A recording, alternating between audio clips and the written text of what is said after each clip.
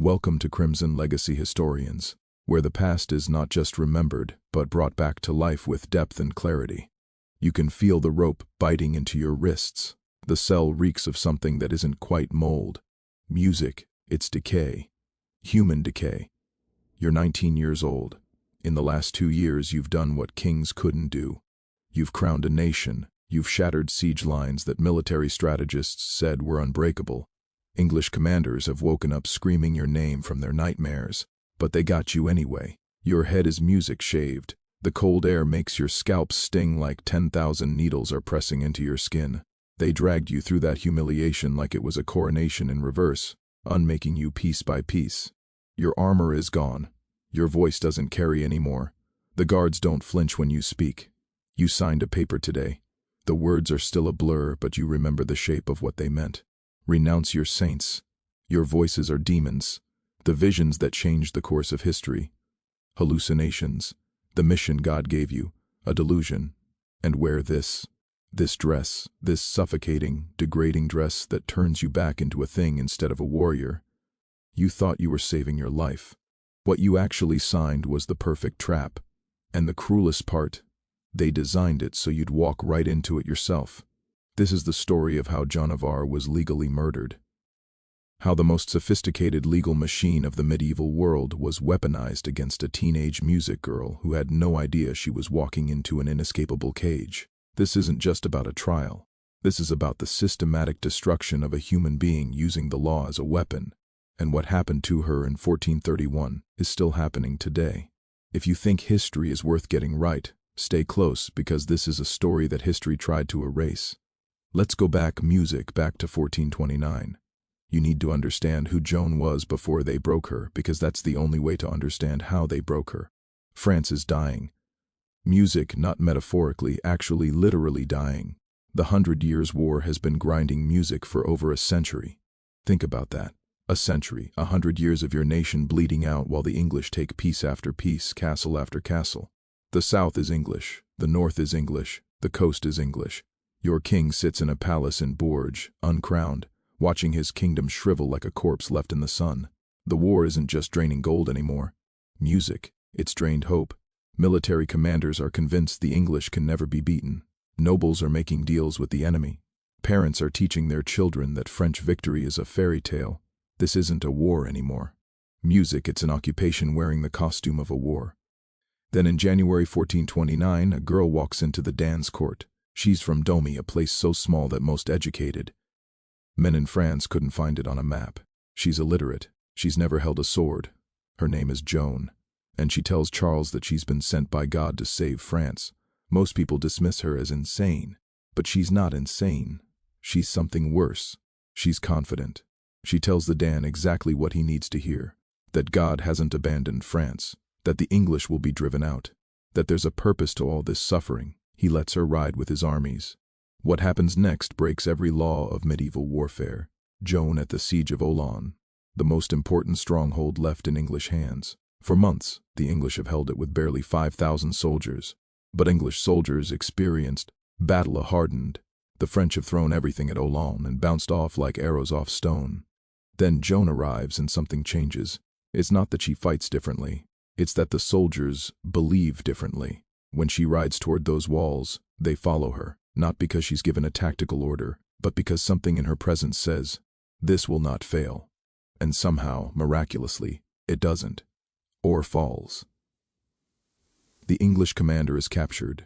The impossible becomes possible. One victory, then another, then another. In May 1429, Joan stands beside Charles as he's crowned King of France at Reims. She's wearing armor. The crowds are screaming. This isn't just a religious coronation anymore. It's a validation. A 19-year-old peasant girl has fundamentally rewritten what is possible. She's proven to an entire nation that the English are not invincible. She's given back something that seemed lost forever. Hope. By summer 1429, Joan of Arc is the most powerful person in France. Not officially. Officially, Charles is the king. But everyone knows the truth. The girl who hears voices from saints is the reason France isn't dead yet. The English music realize this too, and they begin making plans not to defeat her in battle. She's proven they can't do that. she's blessed, or if you're cynical, she's got luck that defies mathematics. No, they're going to destroy her in a courtroom because there's one place Joan's divine mandate doesn't work. Inside the architecture of theology and law. In May 1430, Joan is leading troops at Compiègne, a small town near the border between French and Burgundian territory. The Burgundians are technically French nobles, but they've been English allies since the Treaty of Troyes. They're playing both sides, and everyone knows it. A Burgundian soldier nabs Joan during a skirmish. Music. It's almost mundane. One moment she's on horseback, rallying troops. The next, she's dismounted, surrounded, captured. It should have been the end of the story. A prisoner of war. Maybe ransomed, maybe traded, maybe released. But it wasn't. Instead, the Burgundians sold her 10,000 levers to music, the price of a saint. That's the price of the woman who single-handedly changed the course of European warfare. For context, that sum of money LD feed a family for 2 centuries. It's not just ransoming a prisoner of war. It's a sale, a transaction. The English aren't buying a girl. They're buying an icon they need to destroy. Here's what's fascinating.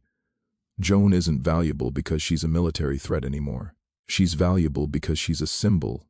She's proof that God favors France. She's living evidence that the English occupation can fail. If they can prove she's a fraud, that her voices are demonic, that her visions are delusions, music, that she's a witch working dark magic, then they haven't just killed a soldier. They've killed an idea. They've made her testimony against herself. They've used her own mouth to recant everything she was. In January 1431, Joan arrives in Rouen, the English stronghold, the military capital of English-occupied France. The trial that follows is supposed to be a religious investigation, ecclesiastical court, bishops, music, theologians, church law. It all has the appearance of legitimacy, but it's a show trial. Every aspect of it is choreographed. Joan is held in chains, not in a convent with nuns as church law requires, but in a military fortress with 5 English soldiers guarding her 24/7. The courtroom is filled with pro-English judges. The prosecutor is working directly with English military command. Her advocates are actually judges in disguise, arguing against her instead of for her, and they're prepared to destroy her systematically. For 70 sessions, 70 separate court. Earrings over months. They hammer at her.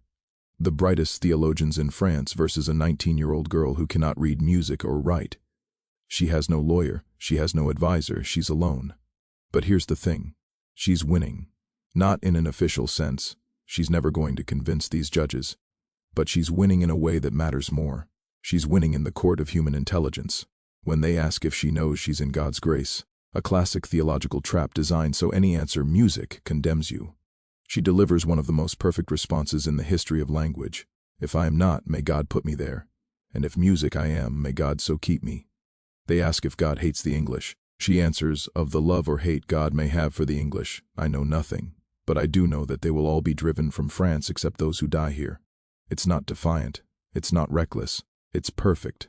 She's outsmarting men who spent 20 years in universities. She's quoting scripture back at theologians. She's parrying every theological trap they set. Music, they threaten her with torture.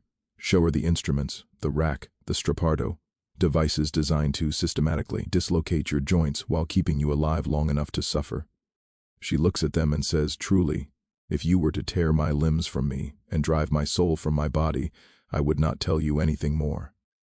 And then the critical part, and if I did say anything, I would later declare that you had forced him to say it. She's telling them that confessions extracted music through torture are worthless. She understands legal process better than they do. She understands that they can break her body, but her testimony will always be compromised. They back down. They can't torture her, so they switch tactics. If they can't break her through theology or torture, they'll break her through fear and exhaustion. They're going to kill her. But not yet. Not before she signs something. May 24th, 1431. You're dragged out of your cell for the last time. You don't know it's the last time, but your body knows something has shifted in how the music guards touch you. There's finality in their grip. They bring you to the cemetery of Santo, a public place, a square. Hundreds of people are already gathered. No, thousands. Word has spread that this is the day Joan burns. There's a scaffold with 2 preachers on it. Bishop Pierre Couchon is there, the man running the trial, the man who's been orchestrating your destruction. He's pro-English. He's ambitious. He's been trying to become Archbishop of Rouen for years. And the English have made it clear. Condemn Joan and the position is yours. He's going to preach at you now. A final sermon condemning you as a heretic, a witch, a danger to Christendom. Music, but first they give you a choice. A notary steps forward. He has a document. Music, he explains it. Or rather, a short version is read aloud. You'll renounce your visions. You'll admit your voices are demonic. You'll agree to wear women's clothing and obey the church. And if you sign it, your life will be spared. You'll go to prison instead of to the stake. There's an executioner standing right next to the pile of wood. You can see it stacked, dry, ready. You're terrified. You're exhausted. You've been in chains for months. You've been interrogated for 70 sessions. Your body is fragile. Your mind music is wearing thin. And you sign.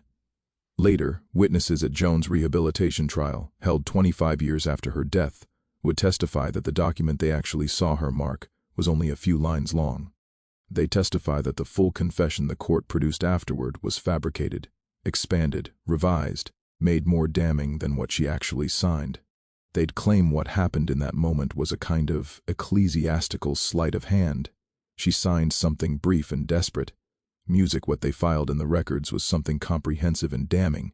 But in the end, it didn't matter. The trap wasn't the text, it was the act of signing.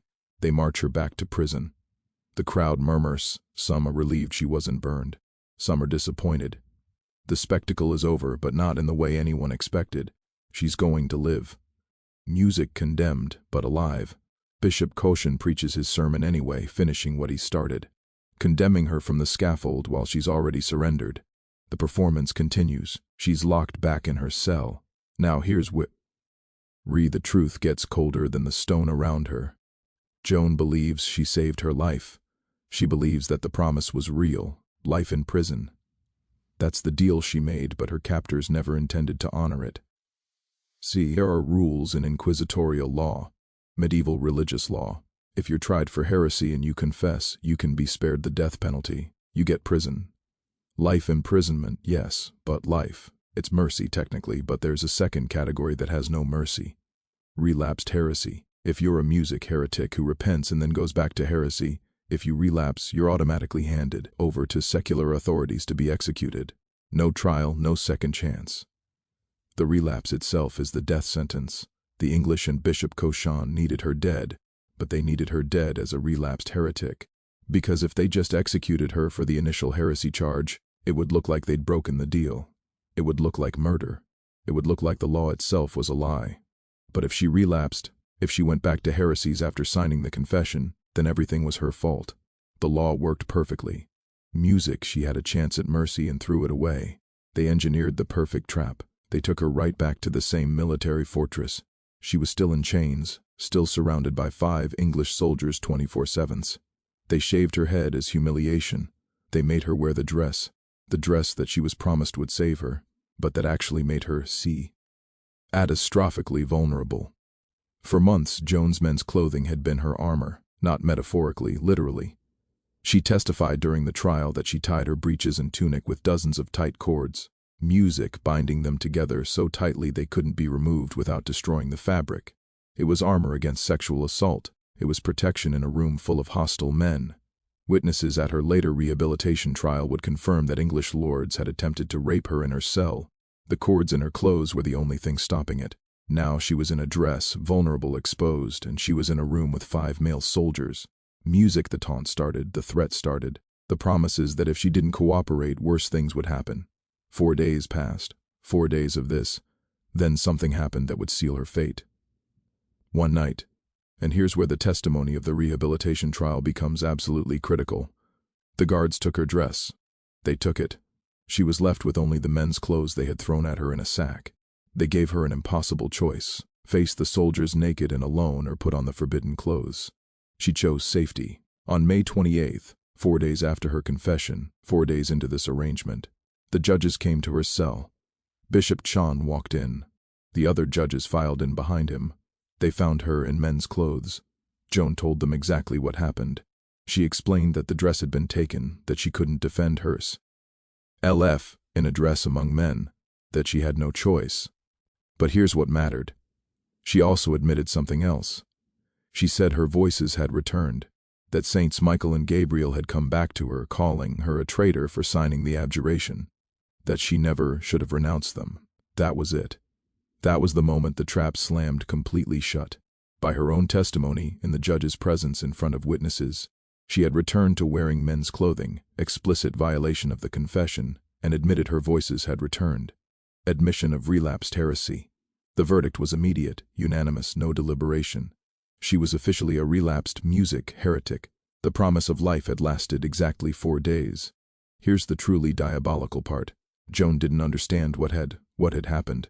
She thought she was being honest. She thought she was explaining her circumstances. She had no music idea she was reading a death sentence into the record with her own words.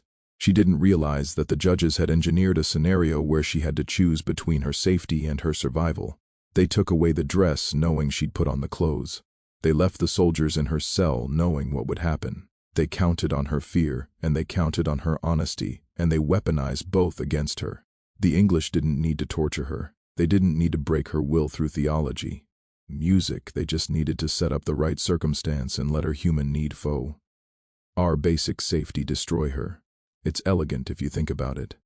Music, it's evil, but it's elegant. May 30th, 1431. 800 English soldiers escorted her to the old market square in Rouen. Music, the pea was tall, ready. They prepared it well. The wood was seasoned so it would burn hot and fast. They didn't want this to drag out. They wanted her dead before she could say much more. They stripped her. They dressed her in a white smock. They put a paper hat on her head that read heretic, relapsed, music apostate, idolator. She asked for a crucifix. Her friar gave her one made of sticks lashed together with string. Music, just 2 pieces of wood and some binding. But it was Christ. It was enough. She climbed onto the pea. They chained her to the stake. Not loosely, tightly. They wanted to make sure she couldn't fall, couldn't try to escape, couldn't do anything but stand there and burn. The executioner lit the fire. The wood caught immediately. And here's what witnesses reported. She didn't scream. She didn't curse her judges. She didn't rage against God or the English or music, the unfairness of any of it. Instead, she called out to the man who had orchestrated her destruction. Bishop Cochon, I die through you. It wasn't an accusation. It was a statement of fact. Music, it was her testifying to the truth one last time, even as the flames consumed her. Then she did something that would haunt the consciences of everyone watching. She asked someone to hold the crucifix up high so it would be the last thing she saw. A simple request. A dying woman wanting to look at Christ while she burned. And as the smoke grew thick, as the heat became unbearable, witnesses reported hearing her voice above the roar of the flames, crying out over and over, Jesus, Jesus, Jesus, not once, over and over. The name repeated like a prayer, like a promise, like the only true thing left in a world that had become entirely corrupted. The crowd watched this, thousands of them. French people who had cheered her, who had been saved by her. Music, who were now watching her burn. English soldiers who had orchestrated her death. Priests who had condemned her. Nobility who said nothing. And then something happened that the English hadn't anticipated. An English secretary, a man who had been part of the trial, part of the machinery that condemned her. Music, watched as her body blackened in the flames, watched as the fire consumed the peasant girl who had threatened an empire. And he apparently cried out in the marketplace, "We are lost, for we have burned a saint." They did everything they could to make sure her legacy would die with her. After her body was completely charred, they rad back the coals to show the crowd her remains, proof that she was a woman, proof that she hadn't somehow magically escaped, music, proof that she was dead. Then they burned the corpse again, and again. They kept burning until only ash remained. Then they gathered what little was left and threw it into River Seine. They were trying to make sure that not even her dust could become a relic, not even her bones could be venerated. They wanted her completely, utterly erased. But something the English didn't account for was already in motion. 25 years later, Joan's family demanded a retrial. The Pope authorized it. And in this rehabilitation trial, over 100 witnesses were called. Music, priests who had been in the courtroom, judges who had voted to condemn her, guards who had been in her cell, notaries who had recorded documents, soldiers who had guarded her. And they testified under oath in front of the Pope's representative. They testified to the truth. They testified music that Joan's confession had been manufactured, that the document she actually signed was nothing like what was filed in court records, that her imprisonment violated church law, that the guards had been systematically abusive, that her guards had taken her dress, forcing her into an impossible choice, that the entire trial was corruption from start to finish. The rehabilitation trial declared the original verdict a complete fraud. Music Joan's name was cleared. The church officially recognized her virtue. Within a century, she was canonized as a saint. The English had burned a saint, and history proved it. But here's the thing that should chill you in ways that historical facts usually don't. Joan of Arc didn't die in a moment of weakness or spiritual failure. She didn't die because she renounced God, or betrayed her mission. She died because she trusted the law. She died because she believed that there were rules that would protect her. She died because she signed a document thinking it would save her life, and the document was the trap. The system that killed her wasn't incompetent or chaotic. It was perfectly efficient. It had multiple fail-safes. Even when its theological assault failed, even when it couldn't break her through rhetoric, it had a backup plan. It had constructed a scenario where being human, needing safety, fearing rape, trying to stay alive, would become evidence of heresy. It weaponized her own fear against her. And here's the modern relevance that makes you understand why this story still matters. We see this system everywhere now. Music, it's not always literal fire. It's not always scaffolds in medieval town squares, but the architecture is the same. Coerced confessions that get used against you. Legal traps where admitting the truth is itself evidence of guilt. Systems that make it impossible to win. Where defending yourself looks like aggression. Where asking for basic protection, music, is evidence of criminality. Where transparency becomes incrimination. Joan of Arc didn't die because she was weak or wrong. She died because she was caught in a legal machine that was specifically designed to destroy her, and she had no way to escape it. Music, she signed the paper because she wanted to live, and that want for life was turned into proof of her guilt. Hats, the echo of 1431. That should terrify you. You've just heard a truth that history tried to bury,